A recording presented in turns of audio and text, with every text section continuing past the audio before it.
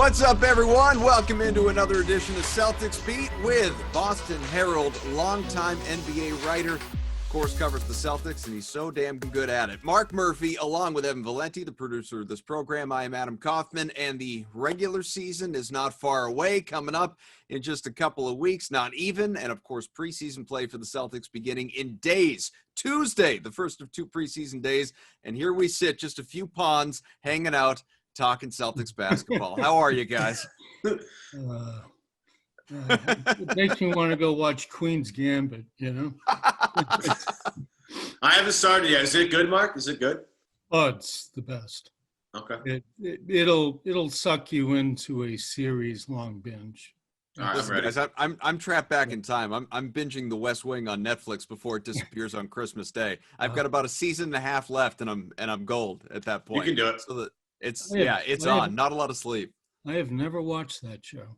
Oh, What? well, neither Yeah. had I. Neither had Really? I. And I decided a couple months back, whatever it was, because it's like 160 episodes or something. It's time to give it a go because I love Sorkin, and I have been enjoying every second of it. Yeah, no, absolutely. He wrote The Social Network, right? Yeah. Because Yeah, did the I just saw that. I just saw that for the first time, so I'm really lagging. You're up to date. You're very current, Mark. For sure. Yeah. Oh, man. Well, I promise it won't all be TV and movie reviews here, although we will get to some of it. Some more on the way, maybe some Kyrie Irving talk, because I know people who listen to this show love when we spend some time on Kyrie Irving, especially now that he's no longer a Celtic. But how could we resist? But we'll do that later. Let's start with all things Boston, of course. And Mark, before we even talk specifically about some of the players, the team stuff to come out of, obviously all these Zoom press conferences, that's kind of where I want to begin. I mean, what's the job been like for you doing everything over Zoom and there's no one-on-one media availability anymore. You can't, nudge up to a guy in the locker room and try and come away with that great nugget for your own special piece. Obviously, you've been at it a long time. You have contacts, you have relationships. So, you're ahead of the game compared to some who are newer, but still this alternate reality of covering a sports team, it's got to be strange.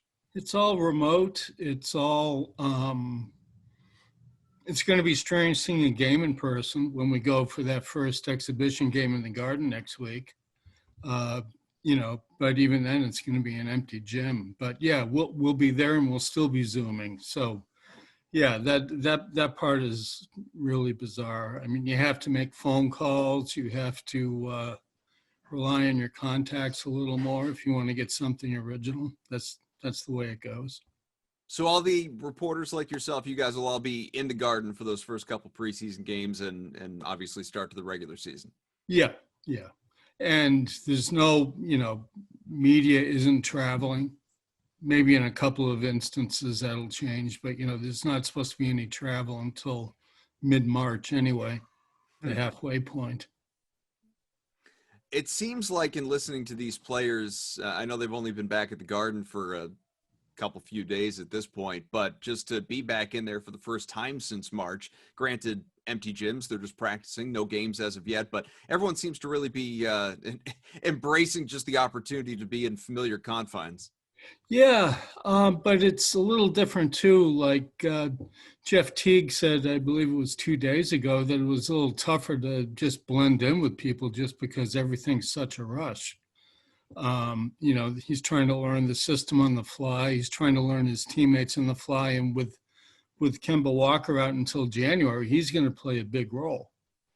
Is he the guy right out of the get? Right out of the chute. I mean, what's the starting five look like with these injuries? The starting five, Stevens has indicated he's going to continue to go small. So, you'll see it'll be what you got last year. It'll be Tice, Tatum, Jalen, Smart, and my hunch is Teague.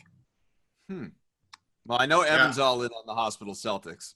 Well, I am in all in the hospital Celtics, and with Peyton Pritchard dislocating his finger the other day, it's just add another one to the list. But I thought of the starting five, and I had Chris Grenham on last week from Forbes, and we talked a little bit about the starting five. And I actually, because of Teague's he's green to this offense, right? He's not a guy that's been locked in with Stevens. You're throwing him into the fire, so to speak. And some guys learn really well that way, some guys don't. So with that being said, I was always kind of curious with the lineup of Smart, Brown, Tatum, Tice, but instead of Teague, I go a different direction. I pivot to Grant Williams, who I think is a guy that gives you a little bit more size, a little bit more experience in terms of familiarity with the team over Teague, but gives you some switchability on the defensive side. And if that three-point shot that we saw during the bubble and into the playoffs, can sustain itself, he's a pretty valuable piece out there, being the, fourth, fifth option that spreads the floor offensively and defensively, can switch, we'll call it, 2 through 4. I'm not sure if you want him on point guards all the time, and I'm pretty positive you don't want him on a traditional center, but those in between wing guys, I think he can handle himself pretty well. I think the starting 5 is up for debate, but, if Stevens wants to go with Teague and go smaller instead of Williams, I don't think I really have a problem with that, because they're going to change pretty quickly anyway, Mark. Yeah, and he's talking about multiple ball handlers. I mean, as you saw with those Brad Wanamaker rotations, he can never get enough ball handlers on the floor. And it's going to depend on the matchup. I mean, what's going to be different in this first exhibition game is obviously Embiid, who they've had a problem with, but they don't have Tristan Thompson anyway. So I think they're going to continue to go small, but the Grant Williams idea is a good one. I mean, especially since he's going to be a better three-point shooter than he was last year. He's not going to go that was just a beginning. Yeah. Yeah, what, 0 for 25 or whatever it was? Yeah, it was rough last year.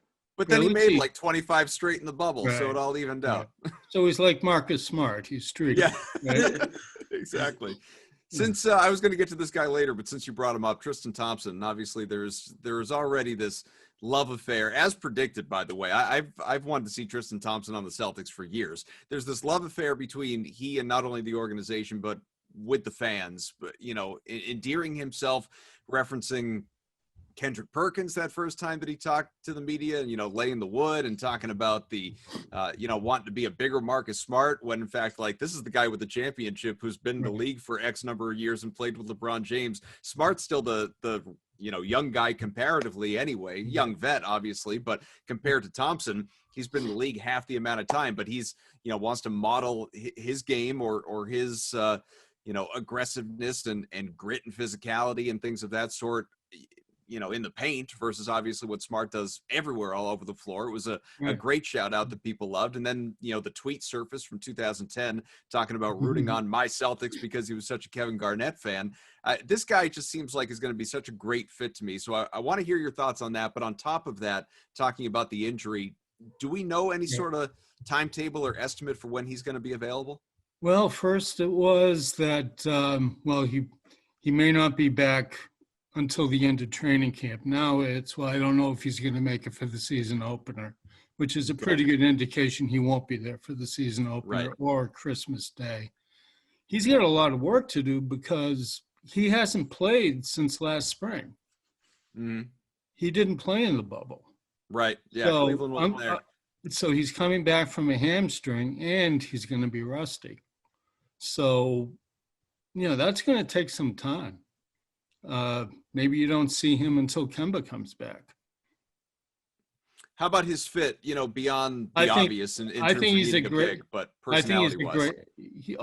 Personality-wise, he's, Teague was talking about this the other day, just how he's noticed how he helps young guys. And that's what he's going to be. This team has so many people who need a little direction. Rob Williams, it'll be invaluable having him with Rob Williams.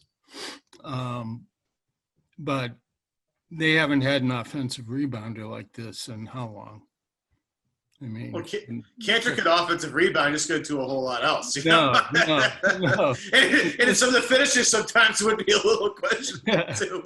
But this guy, he rolls to the rim. He knows all those little things, what to do off a pick, handoffs. He'll help move the ball. And I think they're going to be a better team for that. The question is, do you still start Tice? I think they're going to start Tice at least initially. And this guy would bring incredible energy off the bench. Well, like you said, it's the process of getting Thompson comfortable out of the chute too. Right. Yeah. And he's such, he's known for being such a great teammate that, I have no doubt. The problem is he's getting older. Even if he's only 29, that's an old 29. Yeah, so some wear and tear on that body, some deep postseasons. So how long does it take him to come back from this injury? That's my question. I've seen guys like this before who have arrived and you never really see them the rest of the year. I mean, there is that happens. Maybe I'm thinking a ways back, but Theo Ratliff is the one that sticks out in my head. He was a great big addition, and I forget the injury, but he did it in the second game of the season, and that was it. They never had him again. So you got to be really careful with a guy like this too. Yeah, it's about managing it. Him and Kemba are going to be the guys that you manage, but you talk about like there just seems to be a respect factor for Thompson. I mean, he talked about how Brown and Tatum have both spent time trying to recruit him to get him on the team. Brad and I think maybe even Danny's talked about how they try to get Tristan for years and how he's been somebody they've gone after. And you talk about all the things that he brings to the table. The experience that, last postseason, all you heard is about, the Celtics need a real, gray beard vet on the team that can show them how to win. Now, Thompson's 29, but again, when you've gone, to the NBA finals as many times as he has with LeBron James, you just know, some things that some people aren't privy to, you just have that. His defensive stuff is going to be really special. I think if Thompson's fully healthy and they get their best defensive unit on the floor, and that's going to include 4 of Brown, Smart, Tatum, and Thompson. I'm not sure who the 5th guy is yet, but that's a scary defensive team that Brad's going to lean on a lot because Brad, at his core mark, is a defensive coach first. Yeah, and that's the kind of combination that you can take a guy like Kemba and put him in, and you can probably cover for him. So you can play a weaker defensive player with a group like that, and keep the scoring going. But yeah, that's Grant, I'm really curious about seeing more of because he showed so much in the bubble. I think he's going to be an improved player this year. I think you're going to see something else. There was some talk that he had a low ceiling, but I don't know. I think you can see a lot more out of him. He's one of Kara Larson's favorite for sure. Yeah, that's absolutely true. The on Grant too. Before I even get to Jeff Teague, he seems to. I don't know. I can't help but laugh a little bit. Some of these quotes that are coming out, obviously, he got some of the young guys, Neesmith, Pritchard, the rookies, to play his board Catan. game, whatever it is that he. Settlers of Catan, baby. It's a great game. Yeah, I'll take it from you guys. But he's playing, calls the rookies a couple of young nerdy guys. I can't help but wonder, are they young and nerdy, or are they just, well, he wants us to play. Like, what are we gonna do? Say no to him? Like, all right, of course we're gonna play. It sounds like Pritchard knew exactly what he was doing. Is that right? Yeah, no. Pritchard won the first game, didn't he? Yeah, I think so. He won a game. A game. That's great. Yeah. It reminds me of the story, the Jimmy Butler, Jaylen Brown story, that when when Jaylen was first working out pre-draft, he was working out with Jimmy Butler. And, I asked Jaylen at the press conference, like, how do those games go? He goes, well, somebody won the first game, indicating I think Jaylen won to 3. But Jimmy Butler was like, I don't lose to rookies in 21, so we're going to keep playing. And I think Jaylen eventually got his ass kicked by Jimmy Butler. Yeah. But I think that first initial, like, oh, okay, this is. So I think maybe that was a similar thing. Like Pritchard comes out swinging, and then Grant's like, "All right, hang on a minute. Like we got to. I took it easy on you guys. Let's really play here." So could be a similar. Between that, Rondo with Connect 4 way back in the day. It's something about Celtics players and board games and stuff. I saw Rondo, Doc's youngest son, Spencer, tried posting up Rondo when they were goofing around one time. Rondo swatted the ball into the 10th row. Right in front with Doc standing there. And I won't tell you the name he called Spencer after he blocked it. I wonder what Doc's reaction was. It must have been priceless. Doc took it with a straight face, which is like him again, Yeah. So I was starting to bring up Jeff Teague. What kind of impact early are we going to get from Jeff Teague? And not just early, obviously, during whatever Kemba Walker absence exists, but, like first half of the season, it's, we know that, or at least we imagine he's going to be an upgrade over Brad Wanamaker for a variety of reasons, most especially the offensive side of his game. Right. But this is a guy that, maybe he starts early like we talked about. Maybe he doesn't. Brad has harped on this. That doesn't really matter. In fact, Brad seems to, the more he's asked about who's starting, the more annoyed he seems to be by it. It's all about the rotation, who is playing. Right. And, whether you're coming off the bench 30 seconds, 60 seconds, 2 minutes in versus getting the, the starting nod, who cares? You're going to play. You're going to play your consistent minutes. Is Teague a guy that's going to give you, 15 points a game? Or am I expecting too much? I think he'll feel his way out first. I mean, I think he's gonna be very deferential at first to Tatum and Brown, making sure that he gets them the ball where they need it. But I like the idea of him taking an open jump shot, and I think he'll get a lot of those. Smart's going to demand his, although maybe they'll tone that down a little bit. They haven't started yet. Yeah, I'm going to say no on that, but that's okay. But Teague, honestly, I didn't see him with Atlanta last year. His numbers dropped significantly once he got traded. He had a couple of 30-point games in Minnesota, so he can theoretically anyway still score. And he's more aggressive than Wanamaker. He'll drive it. Maybe he's lost a little of his quickness, but he does know how to get to the rim. So as we continue on here with Mark Murphy from the Boston Herald, Evan Valenti, Adam Kaufman, obviously, the one thing I want to make sure we have time to really delve deep into this if we want to, but something Evan and I were talking about before the show, Mark. Evan had brought it up. I know he had we were texting about this last season, many months ago. Are we at a point now where clearly this is Jason Tatum's team? Nobody's going to dispute that. The contract says it as well. And obviously what he did from February on and into the bubble last year, he is an elite player. He is not a superstar yet, but he's on his way. He's a budding superstar, in my opinion. Jaylen Brown, I absolutely think could be a perennial all-star in this league. Could have been an all-star last year. The numbers worked against him. But these two guys certainly are the faces of this team. Despite the fact Kemba Walker is a max player, it's these guys. The future is now, so to speak. Are we at a point in their careers, more specifically Tatum, but both of them, are we at a point in their careers where now we can truly be critical of them, where they're young vets, they've been around, they've had deep playoff runs. Now you can have real conversations about what do these guys need to do better and not just chalk up mistakes or whatever else to they're young. I agree. I know I was critical of Tatum after that second season because although as it turned out it was probably as much Kyrie as Tatum's problem.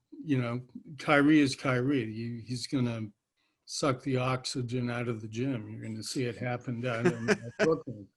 But I think that Tatum grew from that. I thought last year was a tremendous comeback from that. He responded. It is his team. I mean, LeBron has dubbed him the young king. So, now you have to back it up. You have to get past the Eastern Conference Finals. That's now going to be on these guys for the duration of their careers until they at least get over that hump.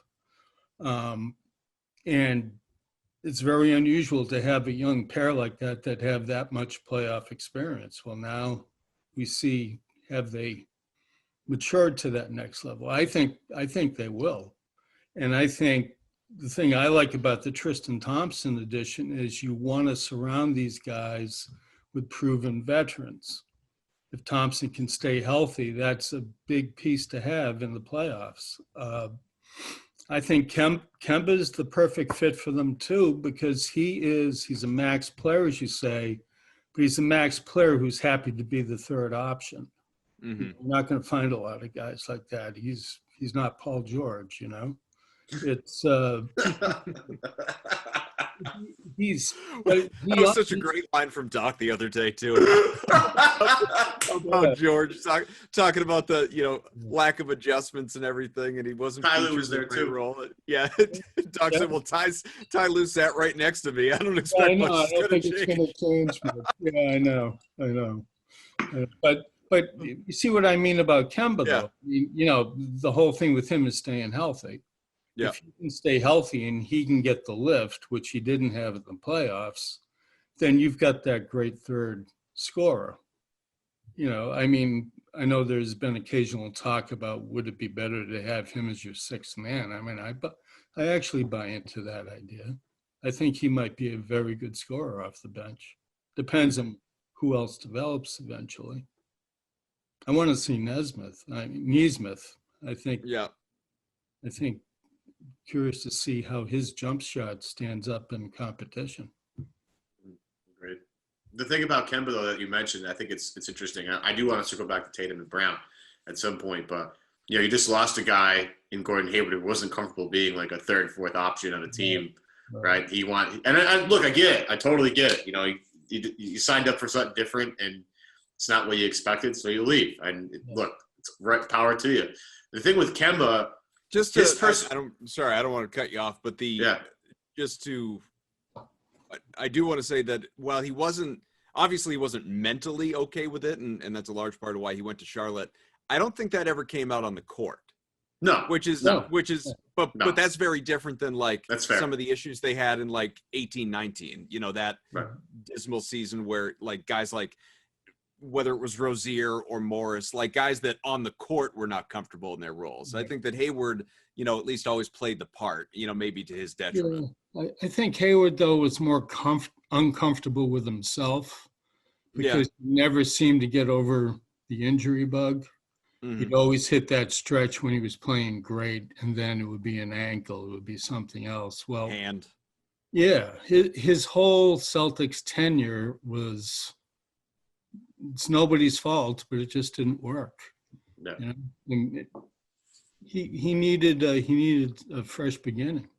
Anyway, I derailed us. You were saying, Evan. No, it's more about Kemba and his personality, right? Kemba's the rare guy that's been there, done that in terms of the collegiate level and carried his team to the promised land. We all remember the Big East tournament run that led into the NCAA championship run. That's not fun. I'm not gonna, that's just not fun to be that guy every single night. I know there's pride in that, but I think there's more fun when you're and Kemba's talked about this. The nights where he's bad, yet they still win, he's totally cool with that. He's like, look, if I have to take 5 shots or whatever and my team still wins, I don't care. So as we talk about Kemba maybe being a sixth man, I'm not quite sure. We'll see how it goes. I'm not averse to that because I thought maybe at some points maybe Gordon should be the sixth man coming off the bench when he came back from that injury. Mm-hmm. But you have the personality of the team, I think, is starting to really take shape. And to get back to the original point of it being Jalen and Jason's team, Jason first, Jalen second. The personalities seem to fit a lot better into what Brad wants, what Danny wants, and ultimately what Jason and Jalen want, right? Those two guys are top billing. Marcus is going to fight for that third spot because this is who Marcus is. He's never going to back down. He's always going to take 15 shots, and it's going to drive people crazy. But it seems to me like there's more, the personality of the team fits and the chemistry of the team fits way better than it ever has. And that's important when you get to the dog days of what now will be, May. Whatever month it is. Yeah. Whatever month it's going to be when we get late in the season. That stuff's going to matter when people know their roles. And like you mentioned, Jeff Teague, he's going to come in and just placate and just be like, okay, who needs the ball, where, when, and why? That's going to help. And as long as the end game is making sure that Jalen and Jason continue to grow and excel and do well with this team, this team's going to do pretty well considering the past that we've seen. This is a team that's gone to the Eastern Conference Finals 3 the past 4 years with, 2 guys, 21, 22, 23 leading them the whole way, which is incredible. It's almost more important to get the right role guys than to get another star at this point.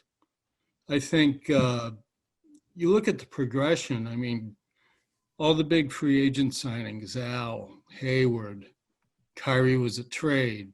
But their biggest moves, those guys are gone. And the draft picks are the ones that are still here. So this is basically how the plan has gone. You know, this is what they've been planning for. They made a couple of good picks with those choices. Agreed.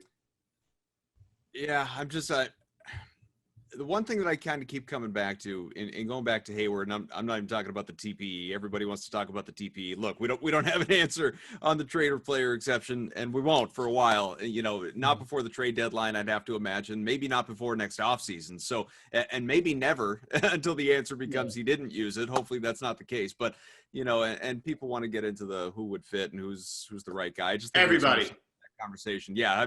The answer is everybody. Who fits in a certain salary bracket. I won't waste your time with that unless, of course, you have any inside information to give us, in which case, you know, people would love to hear. But my question, you know, surrounding Gordon Hayward in general is losing Hayward.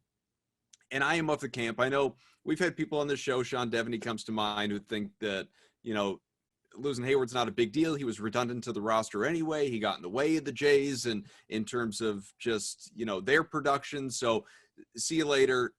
What I'm on the other side of that. I think that he was, when healthy, which is very rare, mind you, when he was healthy, when he was right, he was a very important piece of this club in terms of, you know, being a two-way player and moving the ball, and offensively a playmaker, obviously could defend in multiple positions. He was efficient as efficient as some players have been in NBA history with regard to the actual usage he had and the shot volume and that sort of thing. So all of that in mind, you know, I look at, I've said this so many times, but I look at Thompson and Teague, clear upgrades over Cantor and Wanamaker. But what the Celtics didn't do is replace a Gordon Hayward in terms of what he brought you. And I'm not even factoring in the injuries to start the season because that's a whole other thing. I guess what I'm wondering is, given that they didn't do that, where does that production come from? Where does that presence come from? Is it something that in the scope of the Eastern Conference and where this team fits, does that worry you? Yeah, I think they have to add a shooter. Right now, you're going to see a lot of the rookies, which is great for the early part, but you know, they're going to need that power off the bench. And that's something you could pick up with at TPE, you know, that's, they're not going to use the whole thing. I mean, I can't possibly see them using the whole thing. Can you? Well, it'd have to be on a guy that makes, you know, that's $26 million, a big number.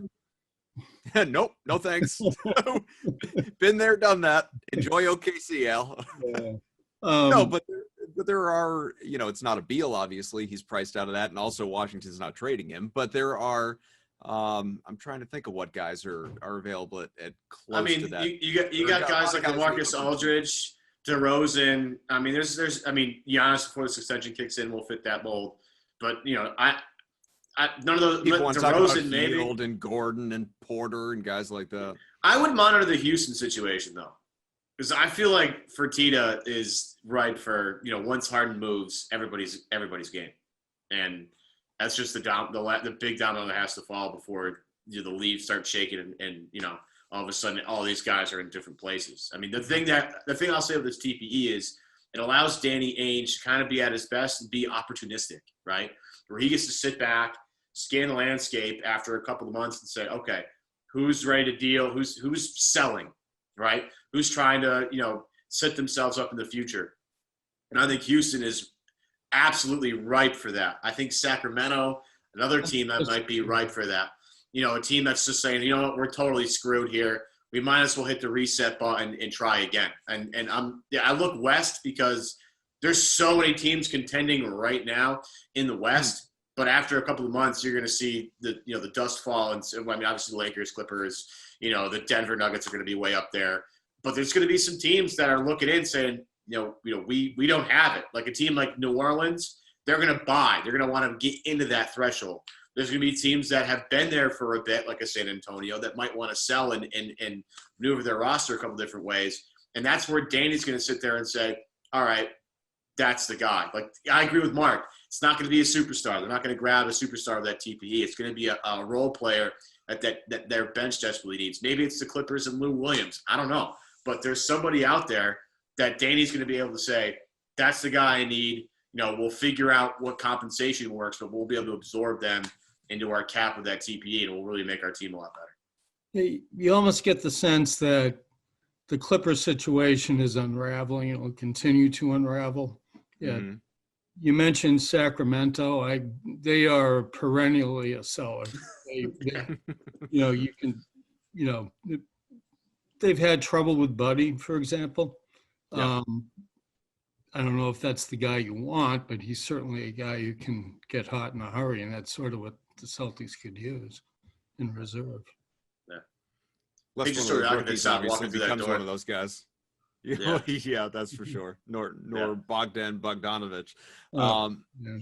Since we were talking about Hayward only for a sec, I don't want to go through all the ups and downs of everything that we've already been over so many times about the trade and what happened, what didn't happen. What I'm wondering, and I would ask very few people this question, but you're on the list, as someone who reported quite a bit on that saga and, the sign and trade and, what Hayward did or didn't want to do and exploring his options and all that stuff. I'm curious if there's anything that you can share that you just happen to know from your sources was flat out wrong versus some of the stuff that was reported along the way.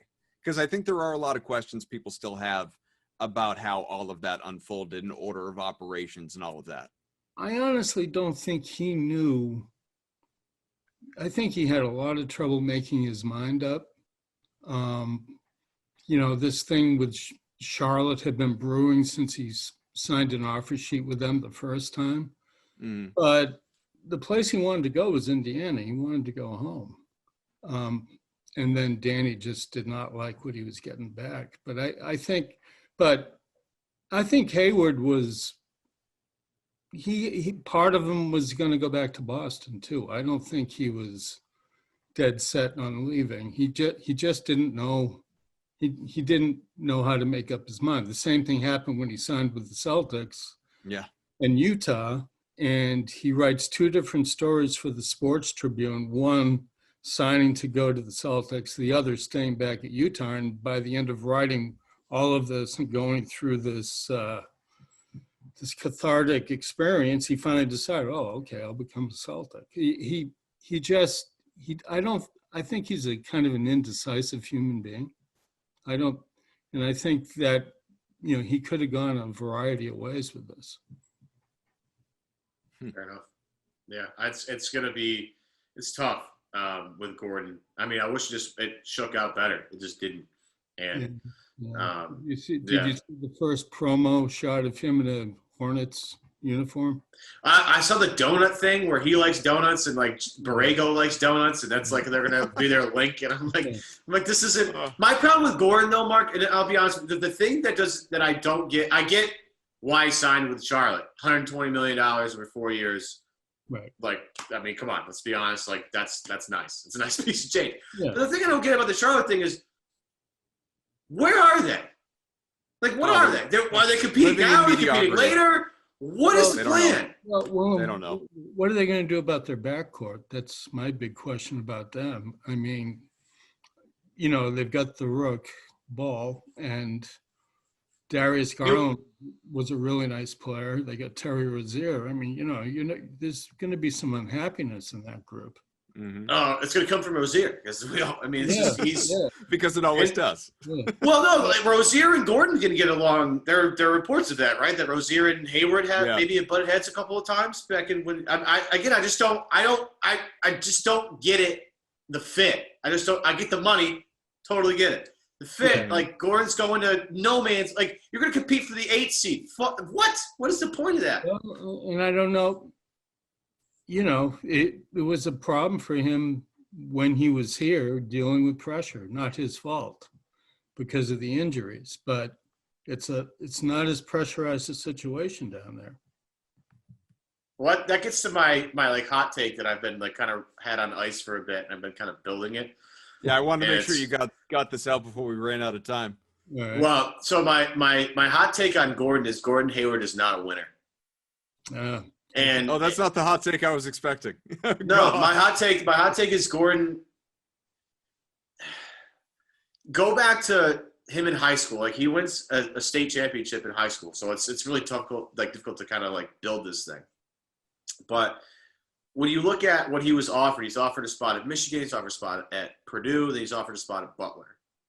And he takes kind of the easy way out with Butler, right? You go to Michigan, there's going to be some guys you have to compete with in terms of D1 legit talent. You go to Purdue, that Purdue team, if you go back to Matt Painter's squad, that's a stacked Purdue team. They have E'Twaun Moore, Jawan Johnson, and a couple other guys that I'm forgetting off the top of my head. I had it written down. But he forgoes both of those teams, which would have, actual aspirations to win a title, and picks Butler, right? Because he's used to it. It's comfortable for him. But, at the time, I think that he signed, I don't think anyone was penciling Butler to go make the Final Four or go to the NCAA championship game, okay? I don't think anybody saw that coming, which is the beauty of Brad Stevens. And if you go back to that tournament run, right, who did they beat to get to the championship game? I can tell you one of the teams they beat was Adam and I's Syracuse squad, which was missing Arinze Onawaku on that team, who was their, all Big East center, tore his ACL against Georgetown, and that team was never the same. I mean, they lacked depth and size, especially, in the middle of that 2-3 zone, and they got, beat by a well-coached, a tough-ass Butler team. You go to the title game, and things don't go well. If Gordon hits the shot, then we don't have this conversation. But it goes to Utah, right? Doesn't really sniff anything. I mean, they don't really do anything of any significance at all while he's there. They were also Utah. Well, this is my point. Didn't win anything. But you go to Utah, nothing happens. You're wavering between Utah and Boston and Miami. Like Miami, they've had a lot of success recently, right? With Pat Riley, they've won championships. Boston, of course, notoriously, 17 titles. And you're waffling between those two and Utah, which is his home, fine. But a lot less pressure in Utah. Comes to Boston, I think, basically because of Brad Stevens. And then now he goes to Charlotte. Like, where's your head at? What's most important to you? Is winning most important to you? That's what it feels like to me with Gordon. And, you hear this all the time. You have to sacrifice to win titles. You have to sacrifice certain things. Like Chris Bosh is one of my favorite examples. You think Chris Bosh loved being the third man in Miami? No. He didn't. However, he understood I have to take the backest of back seats for LeBron and Dwayne Wade so we can win a title. Same thing with Ray Allen in 08. Right. Mm-hmm. He sacrificed his game. And as Adam was saying, Gordon never showed any dissatisfaction with that on the floor because he's wired to do what he was doing. Right. Be curious to see if how much his shots increase. Is he going to start trying to carry the offense down there? He'd better. What the hell did they bring him in for otherwise? I mean, he's not sure that's entirely him though.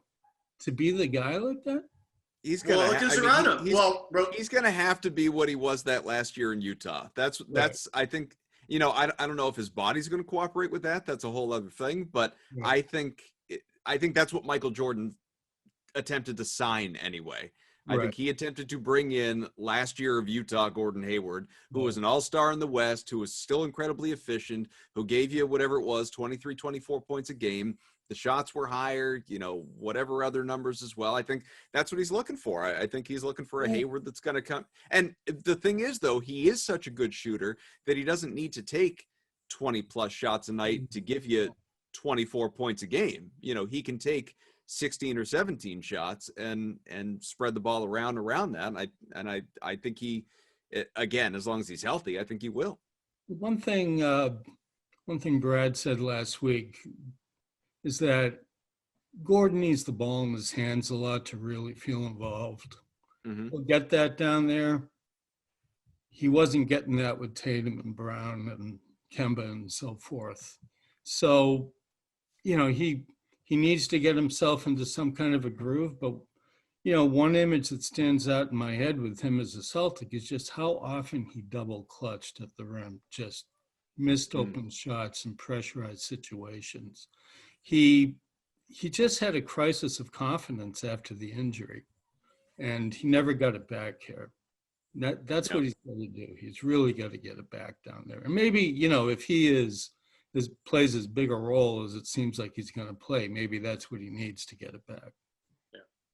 Yeah, I would assume with Devontae Graham, Terry Rozier, LaMelo Ball, and whatever they have for – I don't even know.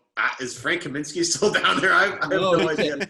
No, he's a Son, right? Yeah, that's right. I think so. He just signed there. But with the way you have Cody Zeller down there, I mean, it has to be the Gordon Hayward show. And I'm happy for him, trust me. But, But but they're not going to make the playoffs. No. And again, the point is just comes back to the money with me and Gordon. And that's fine. There's nothing I will not, especially in this particular climate, I am not going to get offended if somebody picks money over something else, because that's financial security for your family is ginormous. I mean, especially right now. So power to him. It's interesting that both him and Horford reached their player option years, and the Celtics realized that neither guy was worth their money anymore.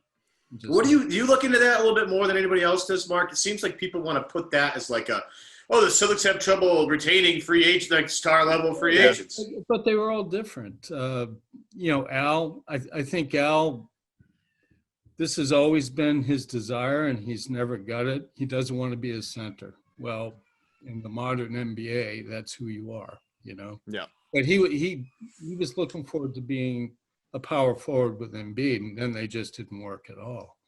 And then it was the money. The Celtics weren't going to pay him that. He wasn't worth that kind of dough anymore. Same thing with Hayward. They weren't going to pay him that much. They would have gone in the low 20s with him per year. And I there was that report they offered him $100 million, right? Yeah, they were willing to average somewhere around 23. But, he could get more. He could, so it's a mixture of things. Kyrie is just good luck, Brooklyn. What are you going to say about that? I'm doing something very positive this year. I am not focusing any energy on Kyrie Irving at all whatsoever anymore. I'm not. It's not worth your time. It's not. And I plead to all Celtics fans to let him do his thing and let him have fun and not talk to the media or whatever he wants to do. Just don't waste your energy worrying about it. It's really not worth it anymore. It's not. Evan's taking a year-long Lent approach to he's giving up Kyrie Irving. Right. I love watching him play basketball. I just can't stand the other stuff that comes along with it, Mark. My question about him is, so he's obviously prepared to just give his money to charity every other week when he gets fined for not talking. Is he going to have his accountant try and write it off now as a charity? Have to. You're going to have to. Yeah. I don't have any problem with that. That's just being responsible with your money. Yeah. All right, folks. Preseason begins on Tuesday, 7:30 in Philadelphia, and then Friday at the Garden against Brooklyn. I take the odds on whether Kyrie Irving's going to play in that one, but I'm going to say empty gym. There's a better chance of it. Than, obviously, if the fans were there. And Christmas too. Yeah. He's playing. Oh, that's a whole other thing. Remember the commercial with his dad shooting around? Oh yeah. Well, that was an empty building. That's why he felt so comfortable. Yeah, it'll be a blast for him. Once again, this show is brought to you by BetOnline. Go to betonline.ag today for your exclusive sign-up bonus. We could do more on Kyrie. We won't, in the interest of time and other people's sanity out there. Probably spent more time on Hayward than we planned, but that's okay. It's interesting stuff. We didn't get to Evan's other hot take about the rookies. We'll save that for next week. But this has all been good. Mark, really appreciate you hopping on. Thanks. We will do it again for sure. Okay. Thank you, Mark. Have a great holiday. You too, all right, sir. there's Murph from the Herald for Evan. I am Adam, and next time we chat, folks, it'll be in the wake of at least one preseason game and maybe on the cusp of the start of the season. Should be fun. Be good. Take care.